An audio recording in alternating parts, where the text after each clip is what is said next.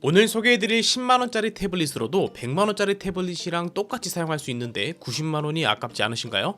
오해하지 마세요. 당연히 100만원짜리 태블릿이 10만원짜리보다 2배, 3배 그 이상으로 훨씬 좋습니다. 하지만 대부분의 이런 전자기기 추천 영상을 찾아보면 앞단에 꼭 들어가는 멘트가 있죠. 뭔지 아시겠나요? 바로 용도에 맞게 구매하세요입니다. 하도 자주 들어서 이제 별 느낌도 없으실 텐데요. 하지만 모든 유튜버들이 입을 모아서 이야기하는 데는 또 이유가 있겠죠. 사실 태블릿을 산다고 하면 무작정 대기업 제품, 갤럭시 탭이나 아이패드 같은 제품만을 고려하시는 분들이 많습니다. 이왕 사는 거 좋은 거 사서 오래 쓰지 뭐 하는 그런 생각인 거죠. 사실 이건 뭐 나쁘다고 볼 건 아닙니다. 소비 스타일이 다른 거니까요. 하지만 고성능 AP 칩이 탑재된 값비싼 태블릿으로 하는 거라곤 유튜브, 넷플릭스 시청이 다라면 소 잡는 칼로 닭을 잡는 그림이긴 하죠. 100만원짜리 태블릿으로 그러고 있지만 사실 그 정도라면 10만원짜리 태블릿으로도 똑같이 만족스럽게 사용할 수 있을 테니까요. 그래서 오늘은 딱 필요한 용도에 필요한 성능 그리고 거기에 맞는 가격까지 3박자가 고루 갖춰진 가성비 소비를 원하는 분들을 위한 태블릿 추천 영상입니다.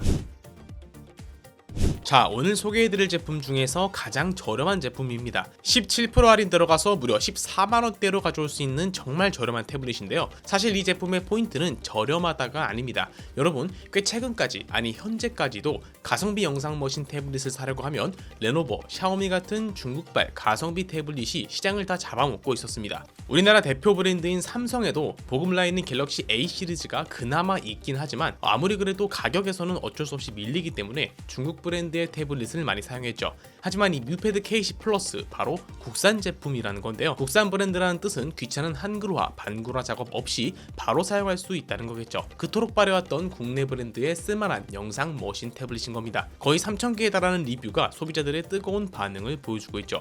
영상 머신으로 아주 훌륭하다는 점은 일단 디스플레이에서부터 확인할 수 있습니다. 400니트의 밝기에 2K 해상도 26.42cm의 커다란 디스플레이를 가지고 있습니다. 뮤패드 K10 플러스는 유튜브나 넷플릭스 같은 OTT 서비스를 가장 가성비 있게 즐길 수 있는 선택지라는 거죠. 그런데 여기에서 조심해야 할 부분이 하나 있는데요. 특히 유튜브가 아니라 넷플릭스, 디즈니 플러스, 티빙, 왓챠, 쿠팡 플레이 같은 OTT 서비스를 애용하시는 분들이 신경 써야 하는 부분입니다. 아무리 태블릿 디스플레이가 좋아도 똥같은 화질로 컨텐츠를 보게 될 수 있기 때문이죠. 바로 와이드바인 솔루션 때문인데요. 와이드바인이란 쉽게 말하면 콘텐츠 저작권을 보호하기 위해서 인증받은 기기에서만 고화질로 영상 재생을 가능하게 하는 기술이죠. 즉 디스플레이가 막 4K고 어쩌고 해도 그 태블릿의 와이드바인 등급 자체가 낮다면 고화질 OTT 시청은 불가능하다는 말입니다. 하지만 뮤패드가 인증이 안 된 기기였으면 애초에 언급조차 안 했겠죠. 뮤패드는 최상위 등급인 와이드바인 L1으로 대부분의 OTT에서 풀 HD를 지원하고 있습니다. 유튜브는 최대 1440 해상도를 지원하고요. 충분히 화질 좋은 영상 시청을 할 수 있겠죠. 그리고 태블릿을 보려면 디스플레이를 보기 전에 당연히 어떤 칩이 들어갔는지 AP를 확인해 봐야 합니다.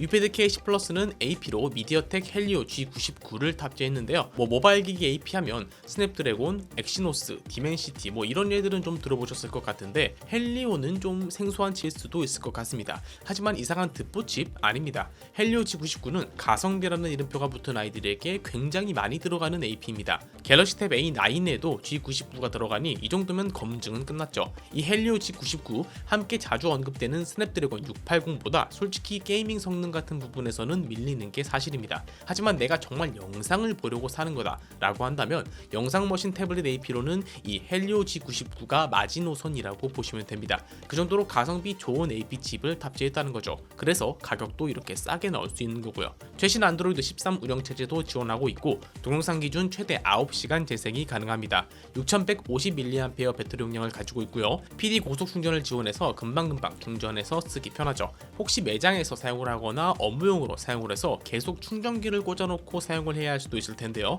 그럴 때 가장 걱정되는 것은 배터리 수명이 급속도로 줄어드는 것입니다. 하지만 이 부분도 걱정하지 않으셔도 되는 게 충전기를 꽂았을 때 배터리 전력이 아니라 외부 전력을 우선적으로 사용하게 하는 바이패스 모드가 있습니다. 배터리를 완충하지 않고 80%만 충전하게 하는 배터리 보호 모드도 당연히 있고요. 충전기 계속 꽂아놓고 침대에 뒹굴거리면서 사용해도 오랫동안 성능 조화 없이 쌩쌩하게 사용할 수 있다는 거죠. 당연히 카메라도 있습니다. 전면 후면 둘 다 500만 화소 카메라를 탑재해서 사진이나 동영상도 마음껏 찍을 수 있죠. 그리고 여러분 혹시 휴대폰이나 태블릿을 사면 보호 필름 붙이시나요? 일단 저는 붙이는데요. 꼭 필름 붙인다고 낑낑대고 있으면 옆에 와서 게이냐고 놀리는 친구들이 있습니다. 언제부터 도구를 사용하면 게이가 돼버리는 세상이 왔는지 모르겠지만 걱정하지 마세요. 보호 필름이 아예 붙어져서 오니까요, 산짐승들의 게이 라이팅을 겪지 않으셔도 되겠습니다. 뮤패드는 램 4기가와 8기가로 모델이 나눠져 있는데요, 개인적으로는 8기가 모델을 추천드립니다. 자고로 램은 거거 익선인 법이니까요. 저장 용량도 64기가, 128기가 있으니까 개인 사용 용도에 따라서 결정한 뒤에 구매하시면 되겠습니다.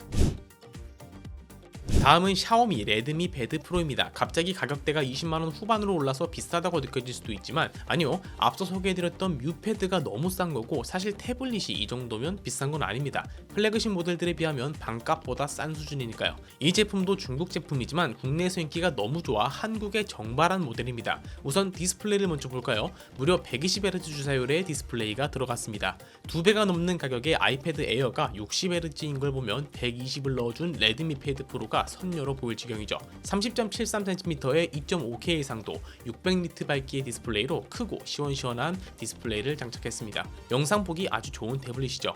그럼 성능 부분도 한번 볼까요? 헬리오가 가성비가 좋긴 하지만 레드미 패드 프로에는 그보다 더 높은 성능의 퀄컴 스냅드래곤 7S 젠2를 탑재했습니다. 성능표를 비교해보면 확실히 비싼 만큼 성능도 더 챙겨갈 수 있는 레드미 패드 프로입니다. 그렇다고 게임을 돌릴 태블릿이라는 뜻은 아닙니다. 아무튼 이렇게 좋은 성능과 디스플레이를 제공하지만 20만원대라는 건 가성비라는 말 외에는 설명할 수가 없죠. 그리고 아까 말했듯이 한국 정발한 모델이기 때문에 원래라면 중국 내수용 제품이니 직구로 구매해서 내수로 한글화를 시켰어야 했지만 정발 모델이기 때문에 바로 사용하시면 됩니다. 아주 편리하죠. 와이드바인 L1 등급의 화면 분할까지 야무지게 잘 되는데요, 크기 조절도 가능하고 멀티태스킹이 꽤 훌륭한 태블릿입니다. 800만 화소 카메라 앞뒤로이고요, 화상 중회의 같은 거 할 때 편하도록 전면 카메라가 가로 정중앙에 위치해 있습니다. 1000mAh 배터리 용량으로 12시간 동영상 재생이 가능하고 대기 모드 시 33.9일 동안이나 길게 사용할 수 있죠.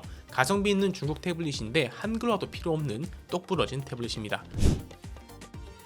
다음은 레노버의 샤오신 패드 프로입니다. 사실 샤오신 패드가 딱 등장했을 때 정말 가성비 태블릿 판을 뒤집어 놨었죠. 지금 소개해드릴 모델은 그 샤오신 패드의 프로 모델입니다. 가격이 거의 2배 이상 올라갔는데요, 과연 성능도 그만큼 좋아졌는지 볼까요? 우선 샤오신 패드 프로에서 가장 눈길을 사로잡는 건 초고사양의 커다란 디스플레이입니다. 정말 영상 시청의 질이 달라지는 걸 느낄 수 있는데요, 거의 30cm에 달하는 12.7인치 대형 화면에 2.9K 상도 144Hz 주사율을 지원하는 디스플레이입니다. JBL 쿼드 스피커를 장착해서 사운드까지 훌륭한 태블릿인데요, 밤에 방에 불 꺼놓고 거치대에 거치해서 보면 정말 나만의 작은 영화관 완성입니다. 이렇게 좋은 디스플레이로 영상만 보는 건 아쉽겠죠? 그렇다면 게임도 즐길 수 있을까요? 물론입니다. 샤오신 패드 프로에는 미디어텍 디멘시티 8300이 A로 들어갔는데요, 스냅드래곤 7S 젠2랑 비교해보면 대부분의 지표에서 2배 이상 뛰어난 성능을 보여주고 있습니다. 꽤 괜찮은 AP가 들어갔다는 거죠. 그리고 말씀드린 것처럼 144Hz이니 모바일 배그 같은 게임하기 참 좋겠죠.